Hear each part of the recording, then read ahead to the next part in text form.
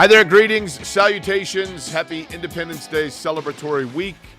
My name is Jake Query, that is Derek Schultz. Despite the fact that I sent one tweet that I think it's ridiculous to set off fireworks for 6 straight hours. Hates America. For a week straight, I do not hate America. Hates the 4th of July. No, I mean, honestly, we'll get right into it, Derek. I love everything about it. But if you are setting off, I mean, I'll just say it flat out. There is someone in Shannon's neighborhood. You know the mortar bombs that the Speedway uses at 6 a.m.? Yes. There is somebody in Shannon's neighborhood that is some sort of a deranged pyro that sets off, I would guess, 6 to 10 of those a night for a week. It's excessive. That's a little much, yeah. In a subdivision, right? Boom, crack. Yeah. But I mean, like, it sets off car alarms in the neighborhood. Yeah. And people are, like, posting on the neighborhood site, like, hey, after 11, can we... And Shannon's got not one but 2 dogs, right, that Correct. Are not... And I get the fact that if you are doing fireworks to celebrate the 4th, it's impossible to, like, cater to the dogs of the neighborhood. I mean, I get it.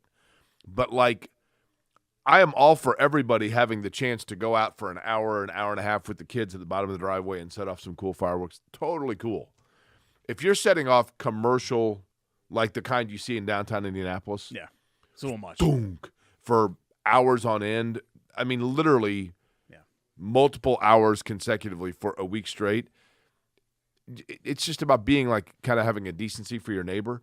And the people that are like, well, I guess you hate America, you're a communist, you ought to move to Canada. Okay. I mean, whatever. Just do, like, bottle rockets, small arms. Well, I mean, when I was a kid, that was all that was, like, legalized, right? Yeah. Everybody went out and did sparklers, bottle rockets, a couple of, like, spinners, whatever. And then you all went as a community to the local high school or downtown or a local church to watch a big fireworks show as a group.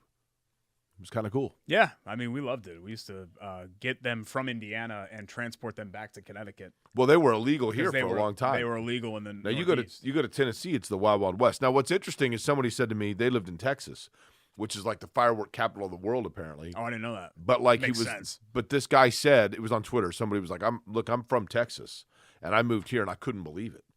In Texas, like, people have a decency of their neighbors, and they don't go that. Yeah.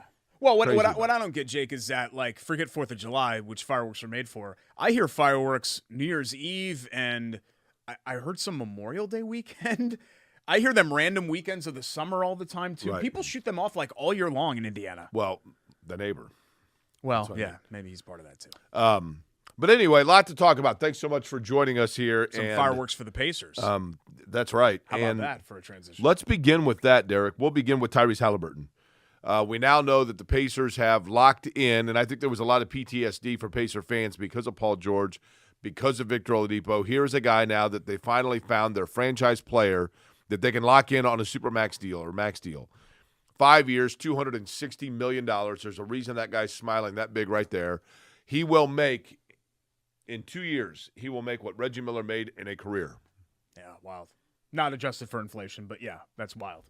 I mean, it's a crazy amount of money. Now, to be fair, Jake, this is based on the salary cap going up at the max level each year and Haliburton hitting his All-NBA incentives as well. So they're 260.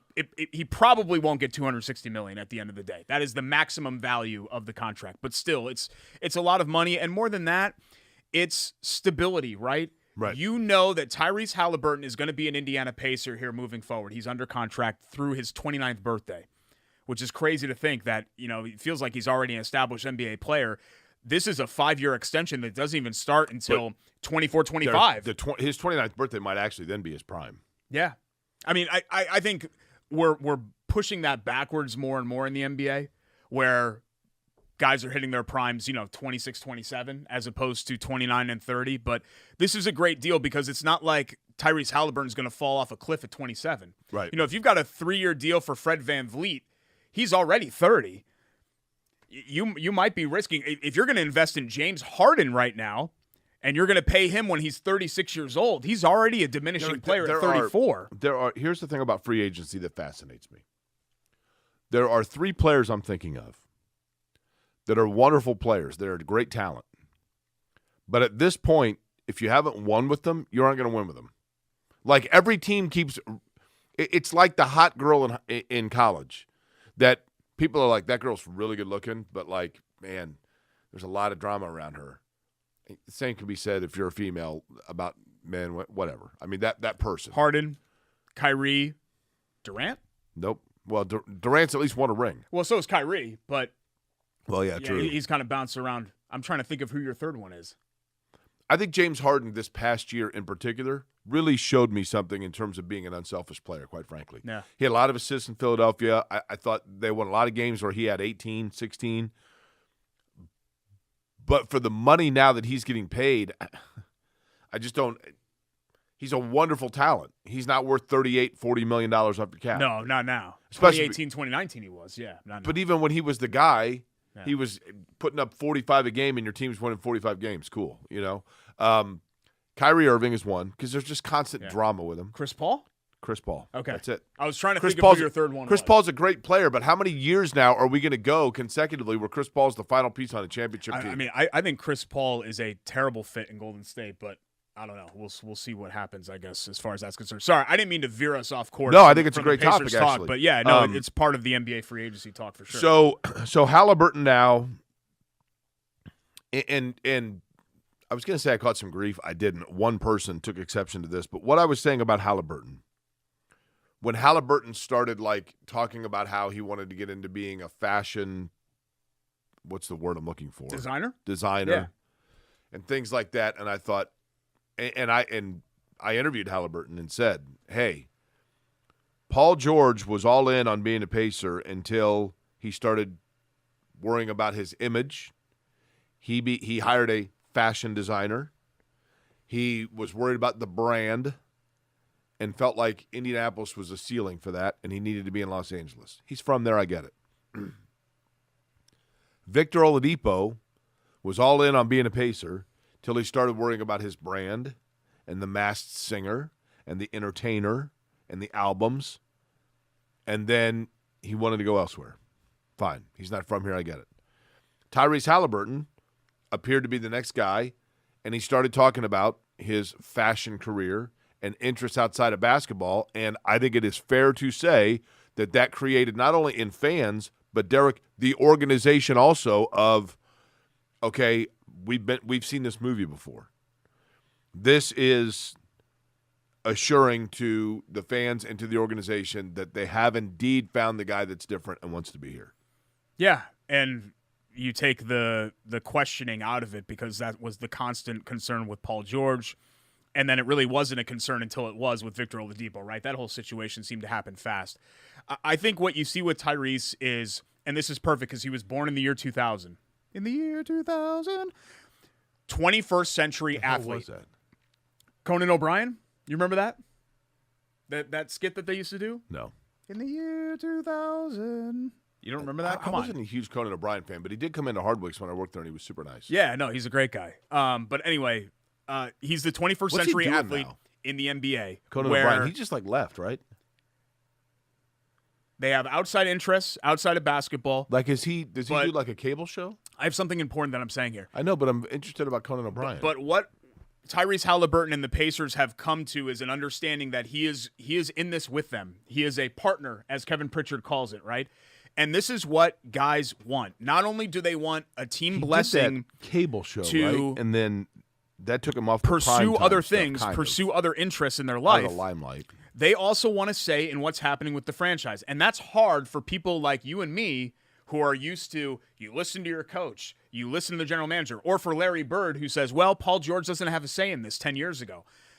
Now you have to give these guys a say in what's Larry going on. Bird found out real fast Paul George did have a say. Yeah, and now you have to do that. That old school mentality you have to throw out the window now because you have to embrace this. And I think Kevin Pritchard, say what you want about the guy, and look, the results are going to have to happen at some point. He's going to have to win a playoff series as the main talent evaluator, right, at some point. But what he gets is that he knows how to handle this Tyrese Haliburton situation because I think he's been through it with the other guys, and he's handled those about as well as he possibly could. He wanted to make Haliburton part of the decision process. He is. He feels like the Pacers are embracing him. He's playing with a chip. He's got his money. All of this is a positive for both Haliburton and the Pacers. Was it TBS or TNT? Well, he went to TBS. he was originally supposed to follow Leno at NBC, remember? And he did briefly. And then Leno was like, whoa, I want to come back. And then they brought Leno back and kind of booted Conan out. You remember that? This was like right. 10 years ago, 10, 11 years ago. I feel like the late night talk show variety shows are kind of a thing of the past. Oh, yeah, big time. Yeah. I mean, I like Jimmy Kimmel. Yeah, and Fallon. Fallon's okay, but he laughs at his own jokes the entire time. Fallon has grown on me. Actually, Fallon is one that I like more than I used to, and Kimmel is one that I like less than I used to, if that makes sense. Fair. But they don't seem as relevant as Leno and Letterman, but that might be my age. Jake, David Letterman in 1993 had 25 times. That show had 25 times the relevance that either of the late night shows do now. And that's not to say that Kimmel and Fallon aren't big stars. They're huge stars. Right. But the shows... I mean, different era. Yeah, different era. It's a different era. In terms of... You're right about... I mean, very well said about Haliburton having a say, which is a new thing. Kevin Pritchard has absolutely been a maestro here in terms of figuring out how to flip players into younger players, salary cap space, and building a roster. Question now is, I don't think there's any doubt about the fact that he probably knows players. Question is, can he mold players together to make a competitive team? Yeah. And that's what we're going to find out, right? Yeah, and sometimes the moves that you originally praised him for are ones that you're like, well, maybe that wasn't the right decision, like Chris Duarte, because of how things rapidly change for the franchise there moving forward. But I like how he's navigated this offseason. I think the Pacers went into this, and Pritchard went into this hoping to take a big swing, and they just didn't get any pitches to hit, at least not so far, with where we sit today on July 3rd. That said, they got better. They needed wing defense. They get that with Jarris Walker. They get that with Bruce Brown Jr. They needed some depth at the 4. They get that with what they get with Obi Toppin. And we'll talk about these moves individually. I guess we should talk about the Brown one first, because 2 years and $45 million, that's a lot of money. The Pacers usually aren't playing in that market for guys. Here's the thing about Bruce Brown. Okay. When teams win titles, their pieces get plucked. And I think what often happens is that a team wins a title and their complementary pieces get plucked by middling teams that are like, see, this guy's got a ring. He is a guy we can build around. And you see more often than not when players that you realize the system made them great players go elsewhere and you find out they're good, they're not great. Cato June.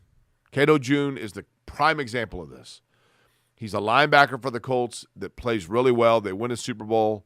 People are like, we got to get Cato June. He gets signed elsewhere. I think it was Tampa signed him. And then they realize, gosh, it was the players around Cato June that really helped out in making him and kind of isolating him in an area where he could thrive. Bruce Brown, I'm not saying that he is Cato June, and I like Cato June, don't get me wrong. But what is significant here is I think the Pacers are taking Bruce Brown and asking him to be the exact same player. They're not taking him and saying, hey, he was held back in Denver because that's a championship-level team. They have great players. We're going to elevate his role and build around him. No. They are saying, we need you to do exactly what you did in Denver. Score 11 to 12 points a game, be a really good defender on the wing. That's what we need you to do. And that, to me, is very significant. And the reason why the Pacers paid for that more than other people would for a complimentary piece is because that complimentary piece is more critical to Indiana than it is other franchises. This guy does as well in this free agency class as anybody at the thing that the Pacers did the worst, which is guard on the wing. So that is a critical sign, and huge kudos to the Pacers for getting him. I think the difference between him and Cato June is that Cato June could only fit. Well, one plays football and one plays basketball. Well, yeah, that Tampa 2, he could only specifically fit, certain defenses and certain kind of personnel schemes. Bruce Brown Jr. would fit on any NBA team. He's a guy that can guard four positions. Right, I understand. Right? But Derek, what I'm saying is, defender. I think they're like the Washington Wizards or the Orlando Magic are the prime examples of a team that would take a guy like that and say, like, hey, we're gonna build around him and elevate his role. I don't think Indiana's asking his role to be elevated. No, and I get what you're saying. Yeah, 100%. And he's a winning player, right? I mean, he was a winner in Brooklyn. If Kevin Durant's foot was smaller, they're probably the NBA champions in 21, right?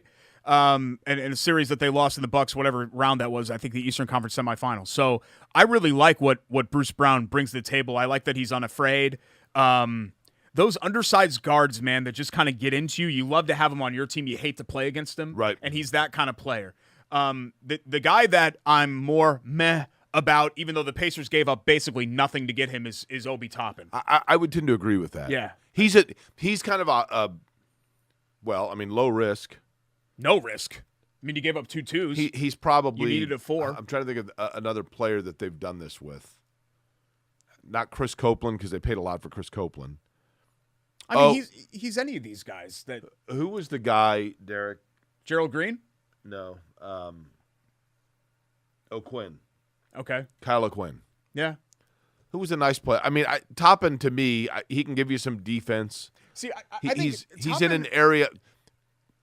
You get him and you kick the tires on him to find out if, in fact, he is a pretty elite car that had somebody driving it that didn't know how to drive a stick. To me, he's Jalen Smith and that's fair. Neesmith, these guys that other teams gave up on or didn't give much of a chance. The Knicks never really gave him a chance, and he just didn't fit with what they wanted to do. That said, I think he's just an athlete and a dunker. But you know what? An athlete and a dunker with Tyrese Haliburton running the offense and playing up tempo, I think they can get something out of that. That's fair, yeah. I mean, Isaiah Jackson's that guy, right? I mean, he's barely – yeah, but I think Isaiah Jackson has more potential in his offensive game and as a defender than what Obi Toppin brings to the table. What Toppin does is if he develops or he shows some flash at all, then he gives you maybe the flexibility to flip Jalen Smith or Isaiah Jackson in a year if you need. Well, and that's where now that the dust has settled on these moves, there are a couple of guys who are on the roster that are probably thinking to themselves, well, where am I going to play? Daniel Tice? And that's Nwora. Well, Tice already knew that there wasn't really room for him. But, yeah, Daniel Tice is on that list. But Nwora, to me. Is it just Nwora? And N is silent. Nwora. It's just Nwora, isn't it? Nwora. You said Nwora. Nwora. No N. It's just Nwora. Nwora. Like Nwora. What is it good it's for?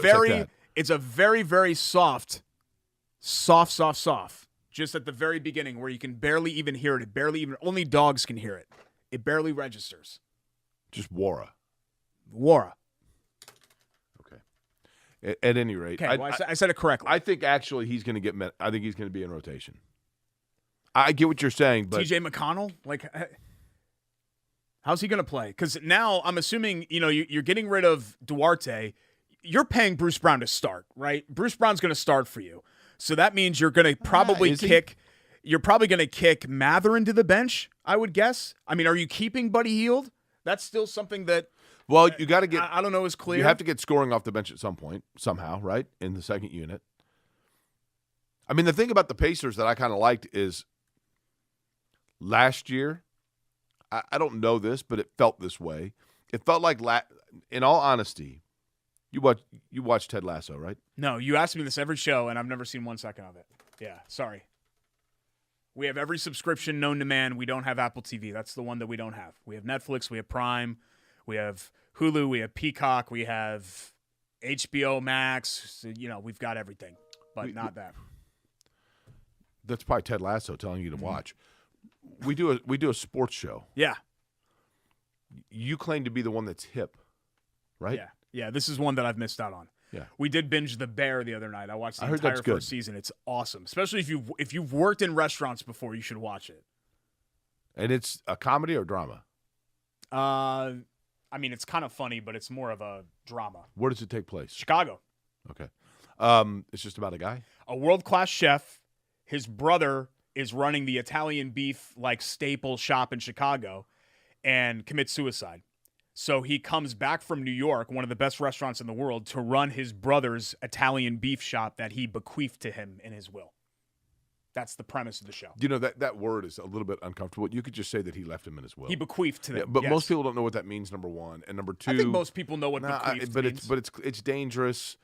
He left it in his will. Why is it dangerous? It just is. Bequeathed. That's the actual term. Just he left it.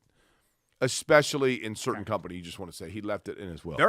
I just did a living will, and I bequeathed you some of my things. Some of the items from the show memorabilia, which will probably be very expensive by the time I die. Even though you're much older than me and you've got a bad heart. So Derek, I've told you this before. Did you really do a living will? Yeah. So I didn't have one. Oh, boy. Because, I mean, I've never been And married. Shannon, I don't have kids. yeah. So Shannon doesn't get anything. when I'm sitting in the room at Community waiting for the cath lab to open up, this woman walks in and says, I'm with records here at the hospital. And I said, okay. She said, do you have a living will? And I said, I don't. I said, you know what's funny is a buddy of mine that I grew up with does those for a living. Yeah. I go, and I keep telling him I need to get with him, so I probably need to do that. And she said, and I quote, you probably should have. Uh-oh. That's I not good. thought, wow. Like, they ain't messing around in this Did you joint. just grab her arm and said, I have things to bequeath? No, Take I didn't. this list. No, and then I did, and she slapped me. No, so I actually, when I got out, like not like I was in prison, but my buddy Kai Steffi, the best attorney to put together your living will. I got together with him, and we went over every scenario. Yeah. So now, can you legally give stuff to Shannon as a common law partnership or whatever it is? You can legally give stuff to anybody. Okay, I just didn't know.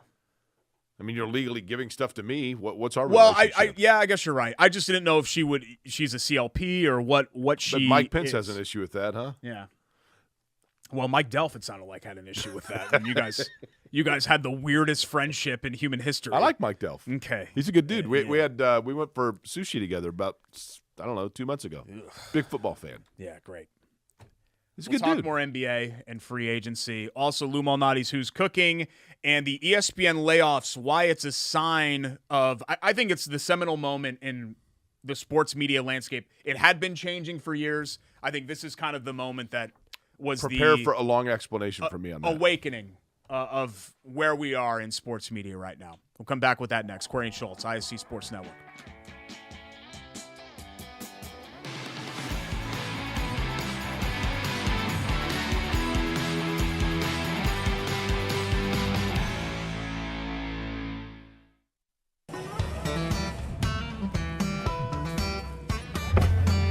Hey, AC!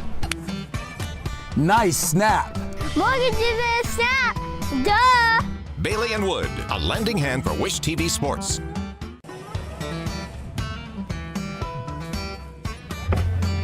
Hey, AC! Nice snap. Mortgage is a snap! Duh! Bailey and Wood, a lending hand for Wish TV Sports.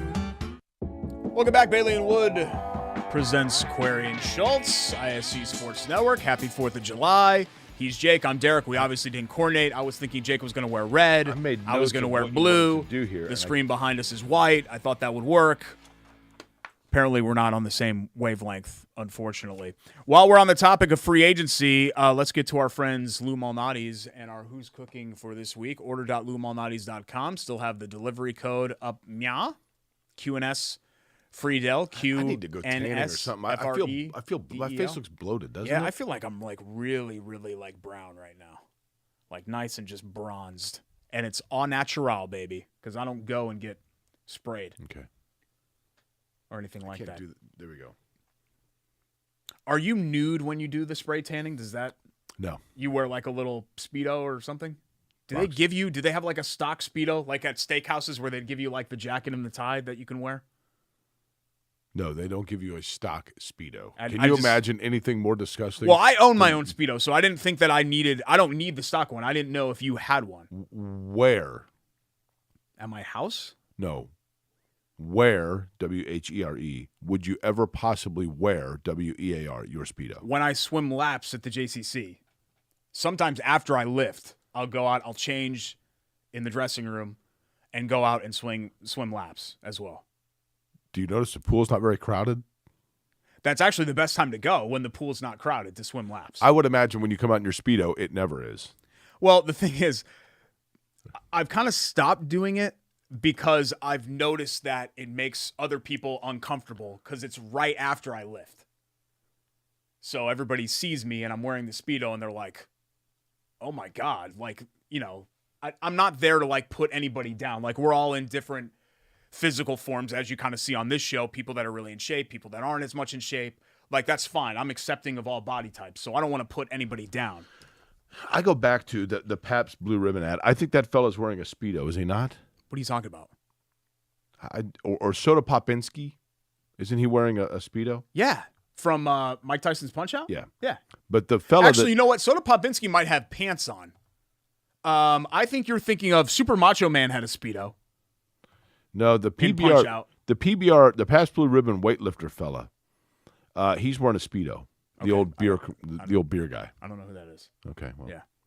Let's get to our Who's Cooking. Sorry to our friends at Luz. Order.lumalnati's.com and the free delivery code that's up there. It's a great story. I would not have given this contract to Fred VanVleet, but it's an amazing story to go undrafted and then sign the deal that he signed. It's just a crazy amount of money, $43 million per season. Derek, he's been a great player. I mean, even in college, like when he was at Wichita State, he hit lots of big shots for them, man. And it was surprising. How do you go undrafted? He's just small. I mean, that's what happens. But he's been a huge player. Nobody for believed them in him. for sure. He's been a really, really good player. But this is the problem in sports when you're paying fringe all-stars to be franchise level, all-NBA, MVP level players. And Fred VanVleet's he's not that. You know, Fred VanVleet will never be one of the 10 or 20 best players in the league. Right. You know, that's why you hesitate about. Did you watch any of the NASCAR race in Chicago?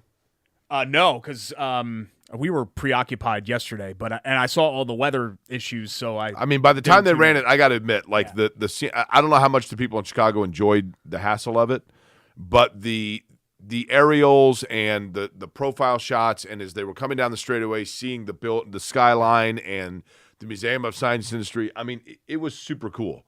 It's a big win for NASCAR. It was by the time they ran the race. It was like here yesterday. The skies had cleared, or on Sunday, I should say. But one of the things that I noticed, our buddy Rolando, for example, people who worked in NASCAR, I saw plenty of social media posts before Elon Musk shut down Twitter because he forgot to pay the Google bill. I saw plenty of posts from people in Chicago, NASCAR fans in Chicago, saying, "We're in Chicago. We got to get Lou Malnati's pizza." That was literally like a thing. And why not, right? Because when you're in Chicago, when in Rome, do as the Romans, and so many people were excited about that, and they're going to be equally excited when they come for the Brickyard here at the end of the month and realize they can get Lou Malnati's right here in Central Indiana, including in Broad Ripple on Ferguson, dine in right there on the canal. Area for the kids to play, full bar, fabulous menu, traditional style pizza, wings, you name it. It is the taste of Chicago, and it's now right here in Central Indiana with a multitude of locations, including their dine-in in Broad Ripple. Midtown Broad Ripple, North Side, West 86th Street, up in Carmel, West Side Avon, South Side Greenwood. Order.lumalnati's.com and use our code. The ultimate news dump, because it happened the Friday before 4th of July weekend, but ESPN, bit by bit, the word came out about their layoffs, and it's a who's who of names that have been established 5, 10, 15, 20 years. Todd McShay, Susie Colbert, Max Kellerman, Jeff Van Gundy, Keyshawn Johnson, Jalen Rose, Matt Hasselbeck, Steve Young, David Pollock, our buddy Jordan Cornette, who's a super nice guy, all part of that, and I'm missing a few names in there. Derek, I'll try to do this as brief as possible, but a lot of people have asked about this. This is not fact, obviously, but this is my assessment, okay? ESPN was the first all-sports network. We know that. And ESPN, the E in it stands for entertainment. And they were doing entertainment in addition to sports. The Entertainment Sports Programming Network, I believe, is what it stood for, or does stand for. Here's what happened, my opinion, my observation. They got too woke, right? No. What happened was you had a multitude of leagues starting with the NHL, then Major League Baseball, then the NBA, then NFL. And networks bid for the broadcast rights of these teams and these leagues, okay? ESPN and ABC had basically the monopoly on this. Mm-hmm. In the, I don't know when it would be, early to mid-2000s, when people went from their traditional turning knobs cable to DirecTV and Xfinity and then ultimately YouTube television and Hulu and streaming services. Suddenly, the real estate, the available land on where you could build the house of your sports programming network went from the 16 original colonies, or the 13 original colonies, to the Wild Wild West. There was unlimited real estate where these networks could put programming.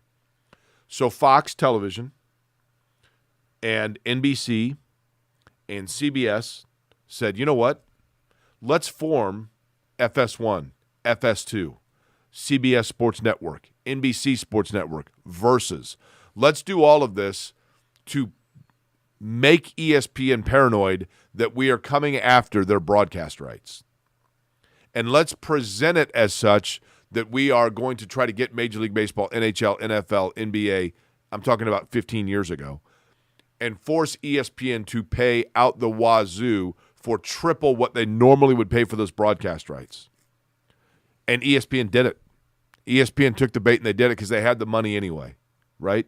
So ESPN way overpaid, and then FS1 and CBS Sports Network and NBC Sports Network and whatever else said, we'll fill our time by showing auxiliary sports that people don't watch as much, like European soccer and Formula One. IndyCar. Or smaller college athletics, Atlantic 10, Ivy League, things like that. And where we don't have sports programming, we will fill it with talking head commentary whose job is simply to say outlandish things to remind people FS1, NBC Sports Network, whatever it might be. Skip Bayless, Shannon Sharp, guys like that. Strictly to keep them relevant until to continue to get ESPN to overpay. ESPN took the bait. ESPN way overpaid. They reduced their profit margin window. And then in addition to that, ESPN was trying their hardest to maintain relevancy with the talk format of keeping the lights on by having, 10 different analysts talking about games and whatever else. And ESPN was built on the Sports Center idea that if there was something that happened in the world of sports and you wanted to see it and hear about it, you had to turn on ESPN. And then this came along. And now when Malcolm Brogdon has an unbelievable pass that leads to an amazing dunk, and you're sitting at dinner and it happens, 2 minutes later, somebody texts you and goes, look at Twitter right now. Look at Facebook, whatever. It's right there.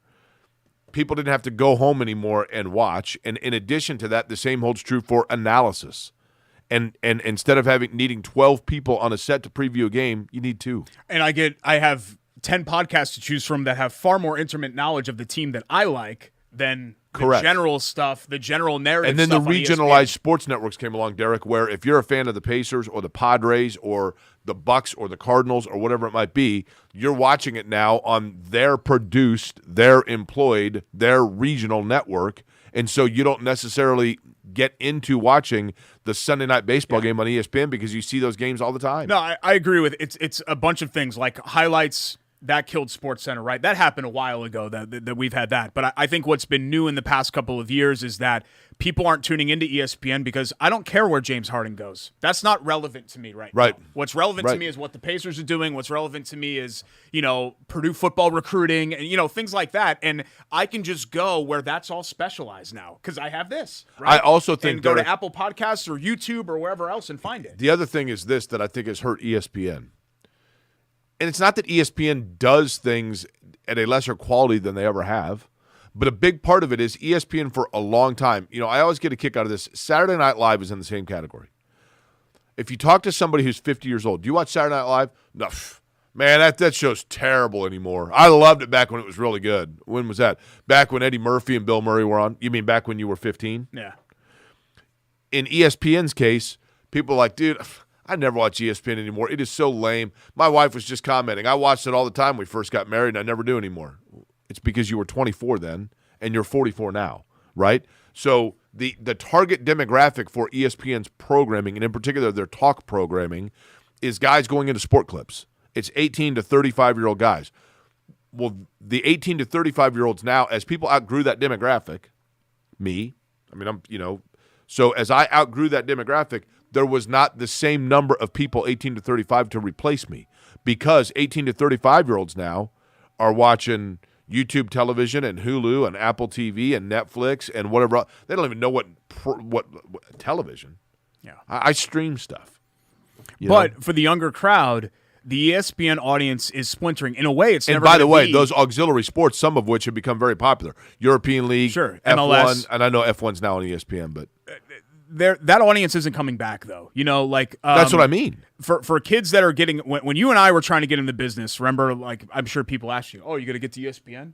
You want to be on ESPN every day, right?" Like that was the goal. And now for kids, you know, when I give speeches at classes and things like that, first off, I tell kids don't pursue this, but secondly, I say if you are going to pursue this, be your own platform.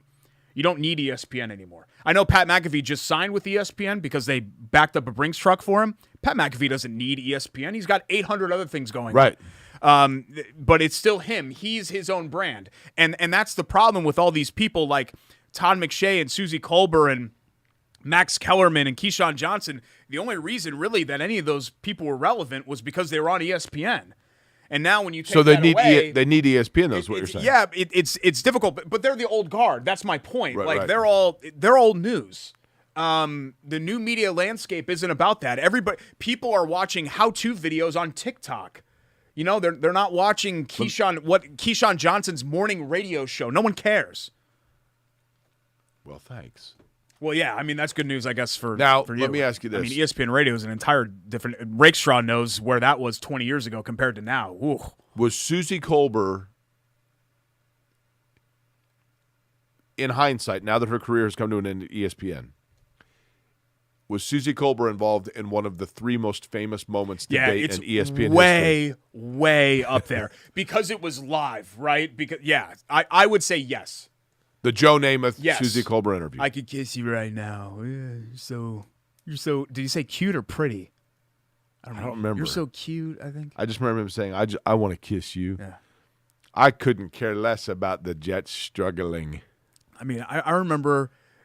I'm not sure if Rake was at this with me or not, but the Colts, I mean, what would be the only other Charlie Steiner laughing at Carl Lewis singing the national anthem comes to mind. There have been a lot of SportsCenter moments that I think would be up there, or the commercials or anything like that. They came here. Monday Night Football was the Colts were hosting the Texans, and it had been a while. This is like the peak of the Peyton Manning era. I want to say it was 08 or 09. And Susie Kolber came to Union Station. Remember when they were trying to make like Union Station an event thing again for a little while? Okay. In the late 2000s. Susie Kolber, Ron Jaworski. Who else was there? There were a couple of other people there. And it was like this VIP, like they did sell some tickets, but it sold out in 2 seconds. And I remember being there, like it was a huge deal. Like people were there to see Susie Kolber. Yeah. That was the reason to go. And that was back in the day. Now, like, you know, do I remember Susie Kolber? Of course I do. And was I aware that she was still on ESPN? I guess so. Until last Friday, I hadn't thought about Susie Kolber in 10 years. Yeah, I mean, I get it. Max Kellerman? I mean, come on. Like, Max Kellerman is old news. Now, his career's gone farther than my career will ever go. You know, who am I to say that? But it's true. Now, the one fellow's still there, right? The Tony Real? Tony Reale, yeah. Yeah, he's still there, right? Yeah, they're still doing Around the Horn, which people apparently still watch, I guess. Like, those shows haven't been part of my life in a long time. If Sport Clips, you know what Sport Clips is? Yeah. If Sport Clips ever goes out of business, ESPN's in trouble. Their daytime program is It feels in trouble. like Because that's they're where on you a see lot it, of right? Yeah. That and bars, I mean, restaurants. And I think there is some legacy impact. Like Around the Horn's been around for, I remember when it started, but it's been almost 25 years. Is I think, of ESPN Around the Classic still on? Horn. I don't think so. That's the one. It's like just Yeah, but plug- now you can plug look and all play. that up on YouTube, man. No, you're right. Like, You're right. I don't need ESPN Classic to find, you know, the Knicks winning an MSA Game 6 in '94. I can just look it up on YouTube. I watch it once a week. Okay. That's good. It's great. We got more to get to. Do you know what I figured out, by the way? What? Last night I'm watching Seinfeld. And it was the Seinfeld episode where Kramer goes on Regis and Kelly to push his, or Regis and Kathy Lee to push his coffee table book. That aired, that Seinfeld aired on the same night that the Pacers eliminated the Atlanta Hawks to advance to the Eastern Conference Finals against the Knicks in '94. I have no idea where it was probably on YouTube where I saw this. I saw an old WTTV broadcast of that game. I think Jerry Baker was calling it. Christy Lee was the sideline reporter, I remember. And they had beaten the Hawks, and I remember Jerry said, and the Pacers have moved on to the NBA's Final Four. And I was like, this is a perfect encapsulation of 1994 Indianapolis, where you've Correct. never had anything happen for the NBA franchise before that you would use the terminology NBA's Final Four, Right. so your audience would understand what was happening, right? Totally. I remember Ed Sorensen doing his sportscast that night wearing a Pacers do-rag and saying the Pacers have roared into the NBA elite. Wow. And it was like, really? Yeah. Like, that series wasn't – did they sweep or did they win in 5? 6. Okay. But they blew them out. Yeah, I was going to say it wasn't like a contested series. Correct. And Atlanta was the 1 seed. Was that like the weird like Danny Manning Correct. Atlanta team? Correct. Yeah. Mookie Blaylock? Where they were the 1 seed and you were like, what? Yeah. Like once the Bulls were out of the picture, How many times- everybody in the East was licking their chops. How many times have the Atlanta Hawks been the 1 seed where you're like, What? Yeah. most Who? random hodgepodge lineup ever? But you know what? We did that with Denver for a long time, and then Denver finally won You're it, right. right? So that kind of comes around, comes around a little bit. NFL and gambling, I know it's a little bit dated with the Isaiah Rodgers story, but wanted to at least touch on that. Plus, we've got Love That Play and Chateau Kitchen's Biter Bowl Bleep still to get to. It's Corey and Schultz here on the ISC Sports Network.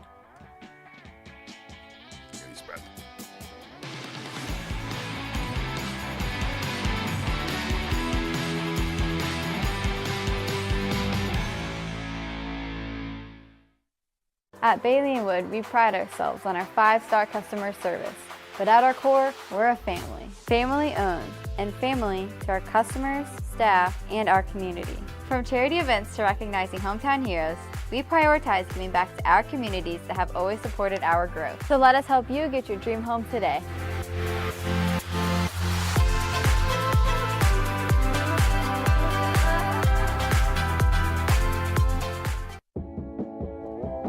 Welcome back, Corey and Schultz, presented by Bailey & Wood Financial Group. Alongside this empty chair, I'm Derek Schultz. Thanks to our friends at Bailey & Wood Financial Group, 855-350-HOME, BAWFG.com. Whether you're looking to get pre-approved for a mortgage, maybe you're looking to refi, you can do all of that with Mike Wood and his 5-star customer service team at Bailey & Wood Financial Group. They have dozens of branches all across the state of Indiana. You can find the closest one to you, I should say, the local branch of yours at BAWFG.com. They're great in giving back to the community. They're based, obviously, in the South Side, in Whiteland and Johnson County, where Mike is. But a great group of people. We can't wait to go to their golf outing coming up here. Before you know, it's 6 weeks, I think, from now. When is their golf outing? I think it's the second Thursday in August. Okay. Now, Mike had emailed me about that, and for some reason his email got caught in my quarantine folder. I don't know why, because we email back and forth semi-frequently. But I have to reply to that and let him know that we're down. You always end up in my quarantine folder. But Really? It's by design. Does Hotmail have quarantine? I didn't know. I have if they did me.com. that. Thank I you. have no idea what me.com is. That's an Apple product. Okay. You wouldn't know, though, because you haven't watched Ted Lasso. Great. Sometimes, we tape this show once per week, and sometimes we feel like I got to bring something up on so at least we comment on it because it happened like 4 or 5 days ago, so it feels dated. But I don't think, am I right in saying, Jake, that you were surprised or anybody was surprised with the Isaiah Rodgers deal happening, especially once they announced indefinite suspension? I was surprised by here's what I don't know the answer to. And I don't know the answer to this. I think all of us are wondering the answer to this. Isaiah Rodgers and I apologize that I can't even remember his name, the basically practice squad level player. Yeah, Rashad Berry. Rashad Berry, thank you. Isaiah Rodgers was suspended indefinitely. That's key. A lot of people are like, he's going to be suspended for a year. It was indefinitely. For placing, 100 bets, and some of them, one of them $1,000 on a Colts parlay bet. And I know people were like, well, he didn't bet against Colts. True, but when you are wagering on games in which you have an effect, even if it is for the positive, what does that say in the games when you're not then betting on your team, right? There's a lot of slippery slopes there. But what I don't know is this. Were Isaiah Rodgers and Berry found and outed because of an investigation of the two of them, or because of a league-wide investigation and they happen to be the only two that were caught speeding? There were others that no, understood. Yeah. But I'm saying there's a major difference there. I have a hard time believing. One of the violations, and in particular now, it's inexcusable for a player to break this. I don't know how much this was educated for players. I would assume a little bit beforehand, before now. But one of the violations that you could have, You're a player for Derek, you've been in NFL locker rooms. I've been in NFL locker rooms 100 times, right? On Wednesdays, media availability. Guys come in, and you see them. They come in, and they've just gotten done getting treatment on their knees or whatever. They walk over to their locker, and they grab their Gatorade or their Pedialyte and their whatever, and more often than not, 9 times out of 10, you see they grab their phone and they sit there and they're looking at their phone. All of us do it. I would assume they're checking texts, emails, whatever. In addition to that, if one of them looks at it and goes, "Oh, I grew up in Memphis and I'm a huge Grizzlies fan and they got a game tonight and I can't believe they're only favored by 2 over Sacramento. I'll take that." And so you put down $5. If you are inside the facility or if you're on the road in a hotel, at a team hotel, and during that time you place a wager on a sports app on any sport, it's an NFL violation. Yeah. Okay? I can understand how guys would get caught up in that based on naivete. When you start talking about doing hundreds of bets, including on your team, that means that you are doing it either for other people or you are totally unaware of, not even thinking about. I mean, that is like Rule 101, right? The bottom line is this. The NFL is not condemning Isaiah Rodgers or Rashad Berry or anybody else because they are trying to intact the integrity of those men when it comes to gambling. They are doing it because they want you, the viewer and consumer, to know that your bet on the NFL still has integrity and has legit. Yeah. It is legit so that you are still invested with your time and your finances. Making an example out of them. I mean, that's the ultimate thing. Right, but what I'm saying, like people that are like, it's hypocrisy. Maybe it is hypocrisy, but they want to make sure. The NFL is not stupid. They know that a huge part of, not all, but a huge part of the interest level of games on Sundays or Thursdays for that matter is people have a financial interest in it, and they want to do everything they can to ensure you that that interest you have is totally clean, legit, and shall not go away. Yeah, let me take that comment. Everything they can. That's all the NFL can do because they can't 100% ensure that everything's on the up and up. And that's the problem with this whole thing. Right. That's the problem with getting in bed with DraftKings and FanDuel and all of that, is that you're now opening yourself up to people questioning, hey, is this on the up and up? Because as recklessly stupid as Isaiah Rodgers was for doing that all on his own account, you can't tell me that in this league with 53 guys on every roster times 32, there's not somebody else that is placing bets through a buddy of his from high school on his team or whatever else, or feeding him inside info and saying, hey, I was at treatment today and our running back, that ankle's way worse than they're saying.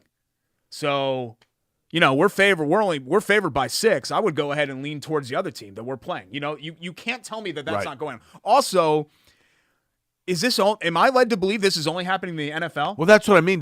So no Major League Baseball That's the players, other thing that stuns me NBA is guys? no other.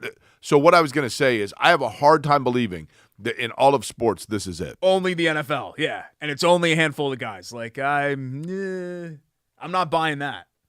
I'm not buying that. So maybe this is a win for the NFL no matter what because they get their money, right? But this is the drawback of getting in bed with those gambling companies and allowing all of this to happen here.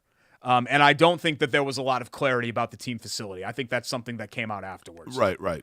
Because I do feel like the dude on the Titans said, look, I didn't know that. I was getting treatment and placing bets and whatever. And he wasn't even placing bets on NFL games, I think is what his argument was. Let's get to our Love That Play.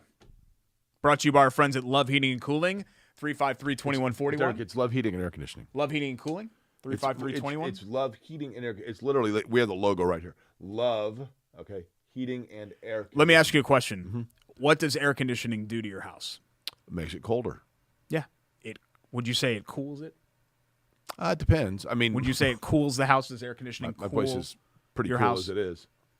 It's cool. It Chris and John Love are very cool. My point is that when you look, I'm going to even look them up on Do Twitter. we have the picture of Chris and John's 50th birthday? Didn't I send that? Love Heat Indy. Yeah, love-HVAC. It does say heating and air conditioning on there, but You would think that maybe they sponsored my baseball team in 5th and they 6th also grade. say heating and cooling a lot, just in general conversation. I talk to Chris and John all the time. Chris and John are cool guys. They actually answer the phone that way. Their party that John we had, from Love Heating and their Cooling. 50th birthday. Here it is right here. The 50th birthday. Now this right here, this defines cool. Never mind that I have a gut there. This They're defines cool, Rob, and Rob Whitaker, They are professional coolers. Jim Burge, Cooling. Chris Love, John Love, Eric Barrett. I mean, Also heating. cool right here. Look how cool this is, right? How about this dude from Supercars, this Kiwi that comes over to NASCAR, Shane Van Gisbergen? Correct. Okay. Wins in his debut. Do you want to guess the last person to win their debut race in NASCAR? Johnny Rutherford. Okay, well, you looked it up, obviously. Yeah, see, I got to stop. Greg, remind me next time that we do the show because I forget that he has the IndyCar broadcast, so he gets fed all this stuff from their statisticians. I don't know if it's Michael Young or who. What it is, race was it? But they feed that to Jake. Where was he? So Where was he? I don't know. He was somewhere in 1963, though. Johnny Rutherford won a Daytona qualifying race in 1963, Okay. which then counted as a Cup race. That was the last Wanna time that a thank Cup Michael driver Young. won in his very first race. Thank you, Michael, for feeding that information to Jake. Appreciate it. That's really nice of you to do. So that's the last time it happened. Do you know how many if I sent a tweet about that. non-Americans have won a Cup race? Boy, that's a good one. He's only the 6th driver, and there are a couple of Indy 500 winners that are on that list. Are you including Mario Andretti? Well, yeah. He's an American. Born outside of the United States. Okay. Sorry. Juan Montoya? Yep. Those are the two that have won. Some of these other names I recognize. Marcus Ambrose? Marcos Ambrose is one. Earl Ross, Daniel Suarez. Daniel Suarez, yeah, I was going to say. Okay. So here was the tweet that I sent yesterday, Derek, along your lines here of it loves to make sure I'm not over my data rate. When Johnny Rutherford won his 1963 Cup debut, imagine telling the crowd the next time this will happen in NASCAR will be in 60 years by a New Zealander on the streets of Chicago. Yeah, it's crazy. But SVG, a 3-time supercar champ, and it just shows, man, if you can drive, you can drive. You're right. Like those guys in these other series, like Scott McLaughlin, we saw it. Speaking of supercars and just, that country. That's amazing, though, Derek, that and Australia and all over the world, guys. I know can those drive. cars are similar, but, I mean, to get into a NASCAR car and do that. Oh, it's insane. I think it speaks not only for, to a great extent, it means for a lot of those drivers that the learning curve still of driving on a street course is less than the learning curve of a V8 supercar to a NASCAR. I think what was funny is that NASCAR almost acting like this is the first streetcar race to ever happen before, and people that watch IndyCar, F1, or everything else is like, this is fairly common. I know it's weird to see stock cars out there, but right. Still, it was cool. I mean, give NASCAR their flowers. They're trying, right, to kind of come up with new and fresh things, and I thought the weather did not cooperate, but I thought all things considered, they and I made think people a in lot out of Chicago it. were not thrilled about it. I can only imagine. I mean, Lakeshore being closed for however long. But, like, I saw people that were like, NASCAR just needs to run this race tomorrow. And I'm like, City of Chicago is probably like, no, we have a very definitive timeline of how long this is going to be. Yeah. But still, it was a fabulous event, no doubt. Fabulous event at Victory Field as we get to our quick hits. The Savannah Bananas setting the largest crowd ever, over 30,000 fans, sold out both days. When did to you see the first hear Bananas. of the Savannah Bananas? 4 or 5 years ago, probably. Yeah. Actually, it couldn't have been that long ago. I They guess. seem to be social media made, right? Post-COVID, I think, is the last time that I mean, happened. So probably it's very, 2-3 years ago. I didn't realize when I first heard of them, they were like an independent or minor league ball club. And I was down in Hilton Head with my family, and I'm like, you know what? Like, I'll go through. I think Savannah has a baseball team. And because I'd seen their videos on Twitter or TikTok or That's what I'd whatever seen, yeah. of guys coming up the bat and doing funny stuff. And then I realized they're baseball's Globetrotters, right? They're now in Pretty much. They go around. Barnstormers. Yeah. Yeah. And they have a team they play every time, right? They have their own rules. Party animals. Is that what they're called? Yep. Do they always win, the Bananas? I think so. Yeah. I think the party animals are kind of like the Washington Generals, even though they do fun stuff too, but they're not as completely inept as the other team. But it's cool for Indy to crack. This was a cool weekend because you had like a section of my social media was at the Bananas game. A section of them were in Cincinnati for Taylor Swift. Right. A section of them were at Dave or whatever else was happening. This was kind of a cool summer weekend for stuff going on. You know the concert that I went to on Thursday night? They only sold 4,000 tickets, and there were fewer than 2,000 people there. Yeah, it was a very intimate. Then again, the weather didn't cooperate, right? Noel Gallagher. Derek, I think a big part of that is people don't know who Noel Gallagher is until they hear who it is, and they're like, oh, whoa, really? Oasis was really, really big for Oasis is the Penny Hardaway of rock.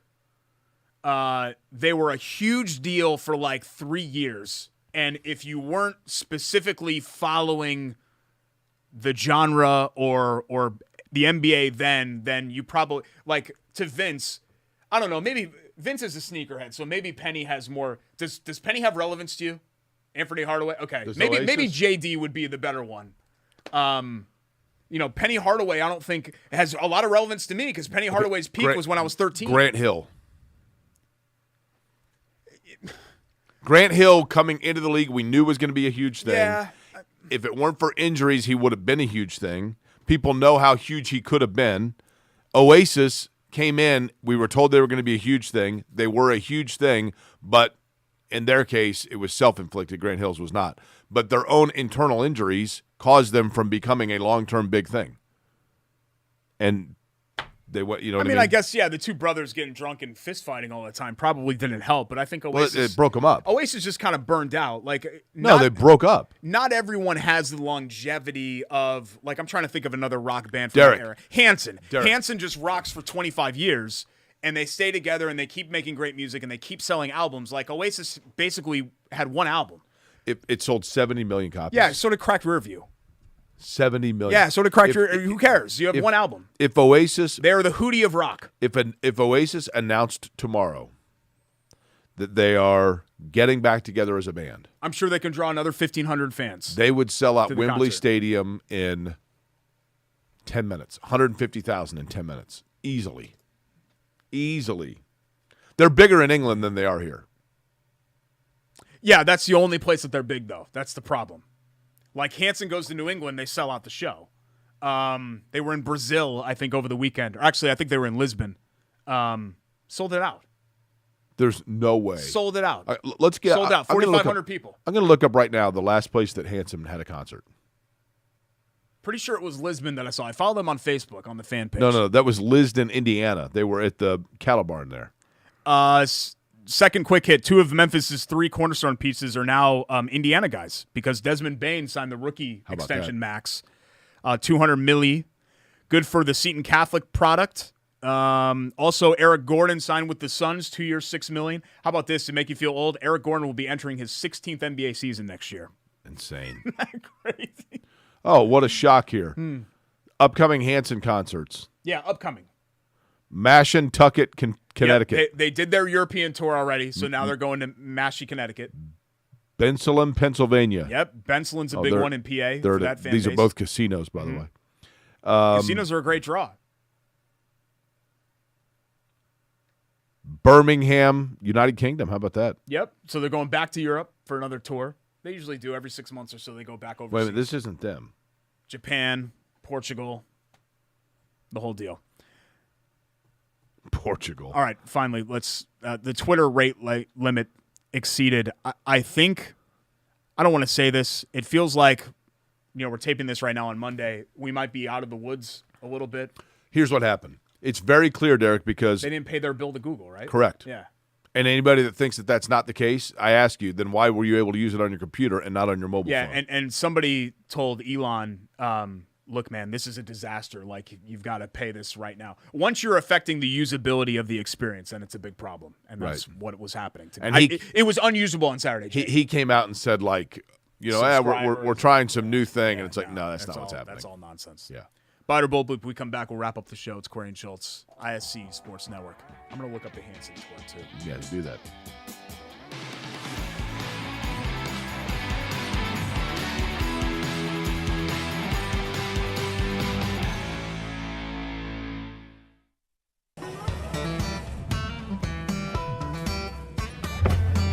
Hey, AC! Nice snap. Mortgages in a snap! Duh! Bailey and Wood, a lending hand for Wish TV Sports.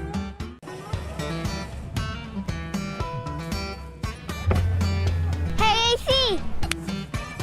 Nice snap. Mortgages and a snap. Duh. Bailey and Wood, a lending hand for Wish TV Sports.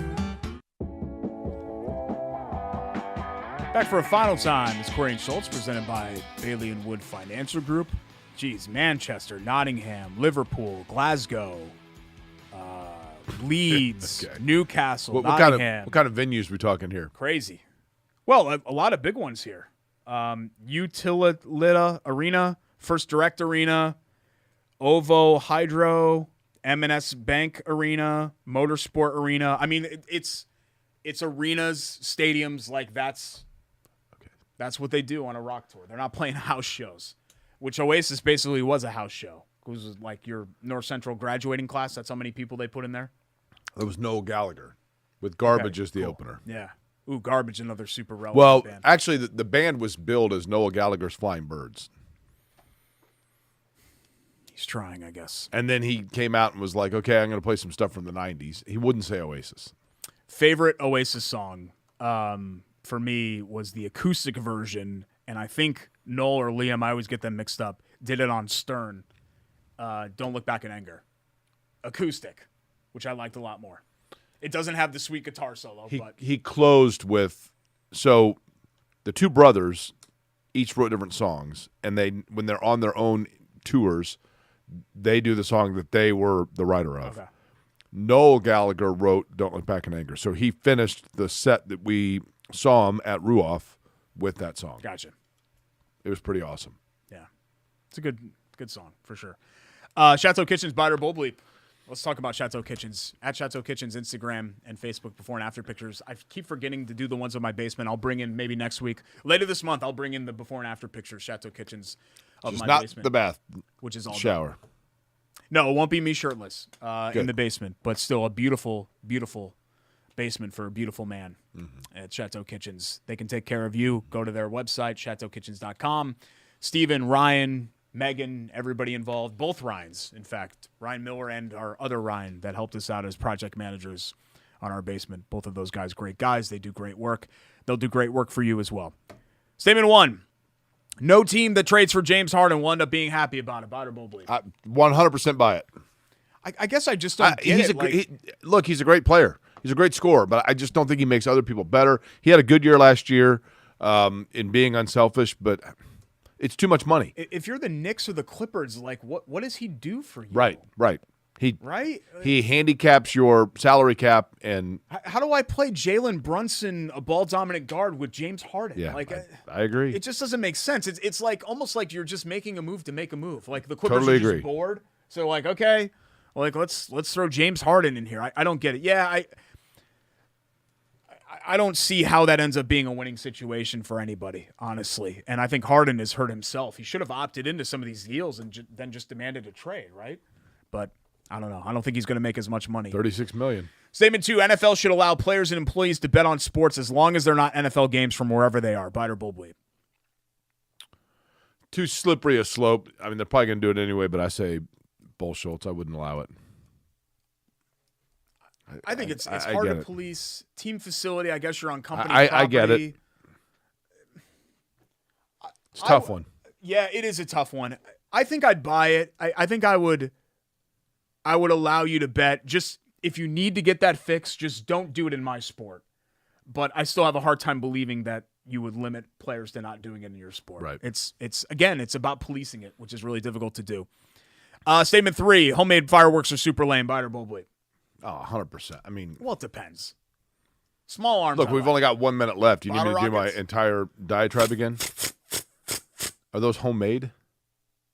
No, I mean like you buy them at home. Oh, Not like yeah, a I home. mean, No, yeah. Don't build no, bombs. I at don't your think. house, I don't think guys. those are. I don't think those are lame. Don't build bombs. I don't at think your those are house. lame. I think it's lame when people do like commercialized lighting in the fireworks driveway. shows in their driveway Thanks in a to our subdivision. sponsors, Lou Malnati's, Bailey and Wood Financial Group, Chateau, Love Heating and Cooling. For Jake, I'm Derek. Sorry to burn right through it. It's Corey and Schultz, ISC Sports Network. Did we hit the post? You got 35 seconds to fill, moron.